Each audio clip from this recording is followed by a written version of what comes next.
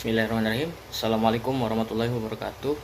Izin Ibu, saya membuat video untuk membahas salah satu permasalahan kebijakan publik yang kontroversial di masyarakat, yang mana sudah saya tuliskan hasil analisanya dengan judul Kontroversi Reklamasi Teluk Palu Antara Kepentingan Pembangunan dan Suara Masyarakat Pesisir. Jadi mungkin hasil analisis yang saya tulis ini tidak saya hafal, jadi saya mempresentasikannya sambil saya baca sedikit-sedikit. Jadi dari hasil analisis saya itu, pemerintah Kota Palu, Sulawesi Tengah menggagas kebijakan reklamasi Teluk Palu seluas hampir 39 hektar dengan tujuan utama meningkatkan pertumbuhan ekonomi lokal melalui sektor pariwisata dan pengembangan wilayah pesisir. Secara normatif, kebijakan ini diklaim sebagai bentuk inovasi pembangunan daerah untuk mendongkrak investasi dan membuka lapangan pekerjaan baru. Namun, sejak awal perencanaan hingga tahap implementasi awal kebijakan ini menuai kritik keras dari berbagai kelompok masyarakat, akademisi, dan organisasi lingkungan. Hal ini menjadikan kebijakan reklamasi Teluk Palu sebagai salah satu kebijakan daerah yang paling kontroversial di dalam dekade terakhir.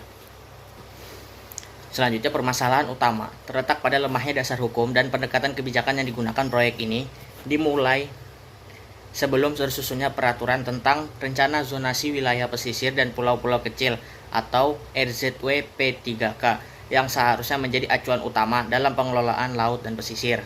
Selain itu, dokumen AMDAL atau analisis mengenai dampak lingkungan belum tersedia saat proyek dimulai, yang mengindikasikan terjadinya pelanggaran prosedural dalam penyusunan kebijakan. Ini menunjukkan bahwa kebijakan tersebut lebih condong kepada kepentingan jangka pendek ekonomi daripada prinsip tata kelola lingkungan yang berkelanjutan dan berbasis hukum.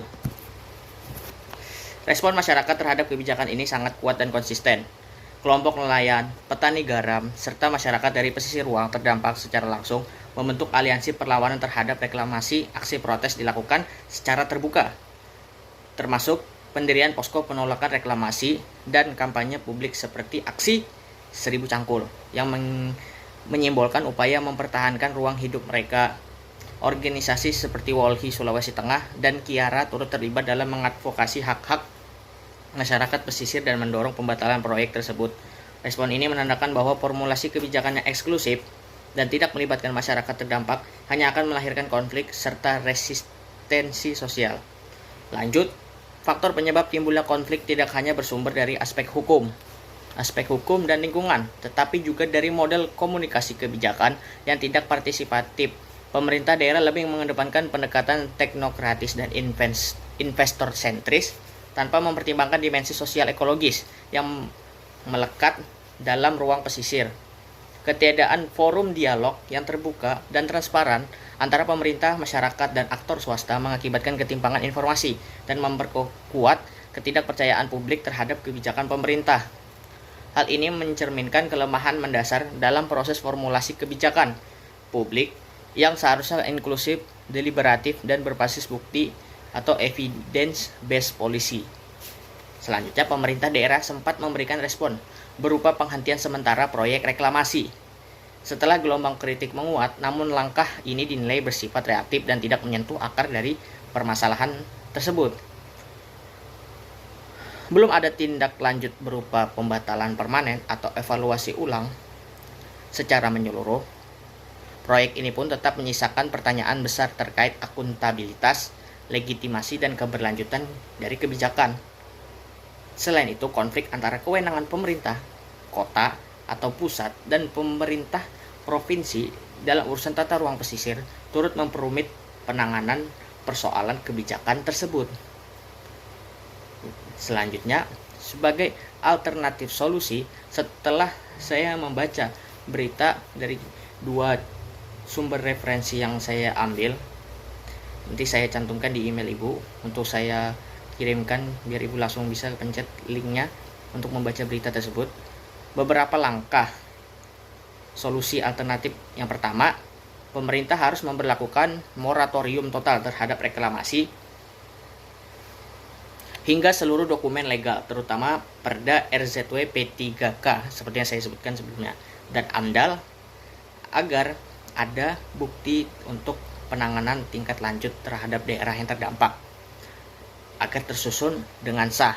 Kedua, diperlukan mekanisme perumusan ulang kebijakan dengan pendekatan partisipatif yang melibatkan masyarakat terdampak, akademisi, serta lembaga-lembaga independen. Ketiga, evaluasi terhadap dampak sosial dan lingkungan harus dijadikan pijakan utama dalam pengambilan keputusan, bukan hanya potensi ekonomi jangka pendek.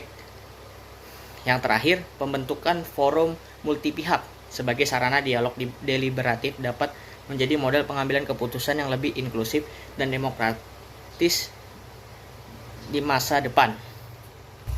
Oke, mungkin sekian yang materi dari yang saya baca untuk saya presentasikan di video ini. Mungkin sedikit prakata dari saya adalah seharusnya kebijakan pemerintah itu dibuat untuk menguntungkan masyarakat dan tidak hanya untuk ekonomi semata, untuk pengerukan sementara, tapi tidak memikirkan tentang keberlanjutan dari kebijakan tersebut.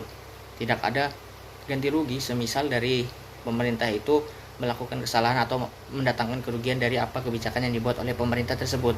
Sudah benar masyarakat pesisir tersebut untuk mempertahankan wilayah mereka yang ingin digarap oleh pemerintah, tapi tidak melibatkan mereka itu sendiri. Sudah benar, sudah menyuarakan hak-hak mereka terhadap daerah tempat tinggal mereka. Mungkin sekian dari saya, kurang dan kurangnya saya minta maaf. Wassalamualaikum warahmatullahi wabarakatuh.